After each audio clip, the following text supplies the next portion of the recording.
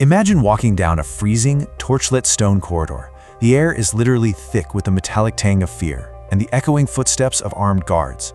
You know, in the grand halls of history, we tend to romanticize the crown. We picture velvet robes, gleaming jewels, and absolute power. But the actual reality of royal succession? It was a terrifying, high-stakes game of survival. Welcome to This Explainer, where we're going to pull back that beautiful tapestry to reveal a pretty dark truth. Because reaching the throne and actually staying alive once you got there almost always meant outsmarting, imprisoning, or even eliminating your own family before the headsman's axe found your neck. Historian. To truly grasp the immense, suffocating paranoia of absolute rule, you just have to listen to the brutal honesty of Queen Elizabeth I. She famously asked if anyone thought she could love her own winding sheet, which is a death shroud. She was acknowledging a truly chilling reality here. For a monarch, their own bloodline, their very own heirs, were essentially an inherent weapon aimed squarely at them. Put yourself in their shoes for just a second. Imagine being a royal cousin, or maybe a younger sibling. What happens when your very existence, literally, the name you were born with, the blood flowing through your veins, is considered a crime against the state? It's a claustrophobic terror. You are being hunted, not for anything you've actually done, but simply for who you are. Your shadow alone is enough to start a war. Because across centuries and across continents, the crown demanded one currency above all others: blood. Exactly. The political chessboard required ultimate power to be secured at absolutely any cost. And as we're going to see throughout this explainer, the most effective way to secure the throne room was very often to fill the dungeon.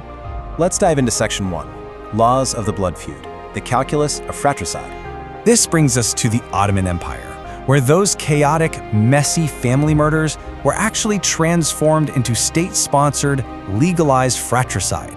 Entire empires realized that to avoid endless civil war, dynastic stability had to be mathematically calculated and brutally enforced.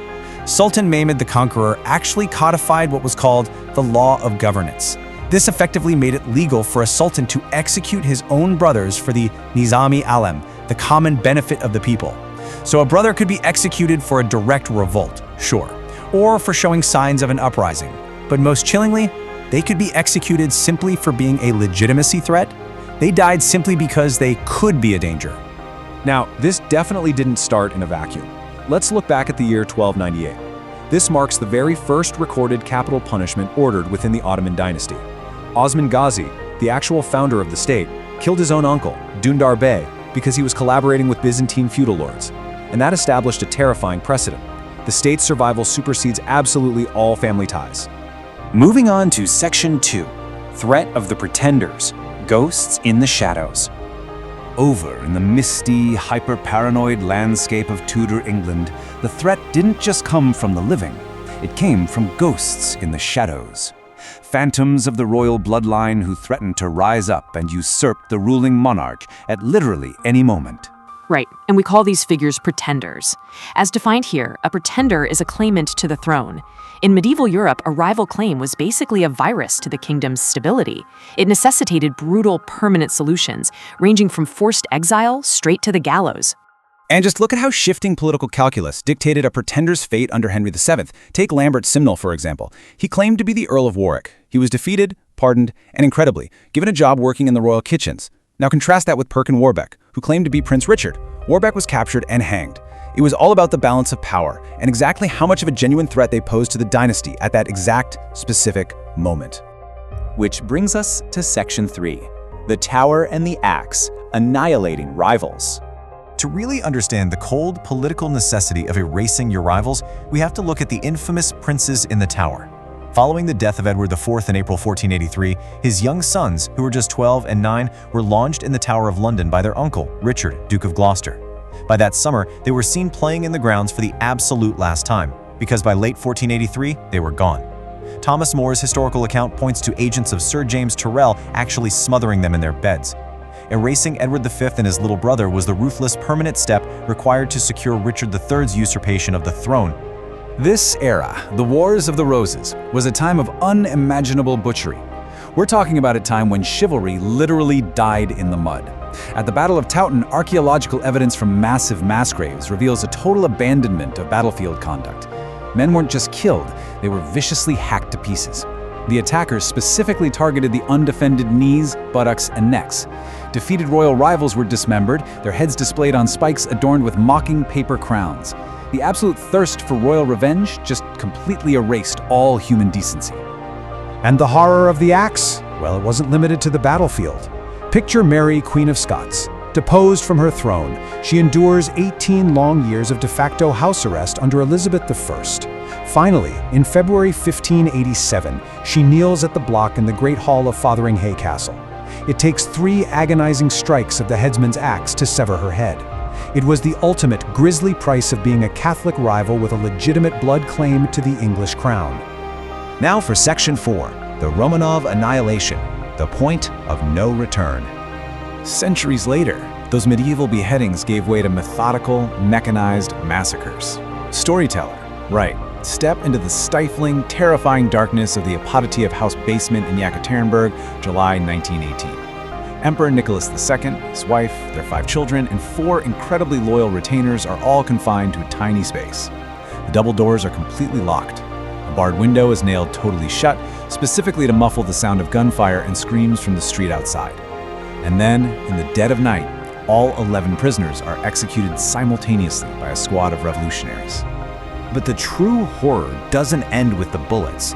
It becomes a methodical, almost clinical erasure. The bodies are stripped naked to steal the jewels they'd secretly sewn into their clothing.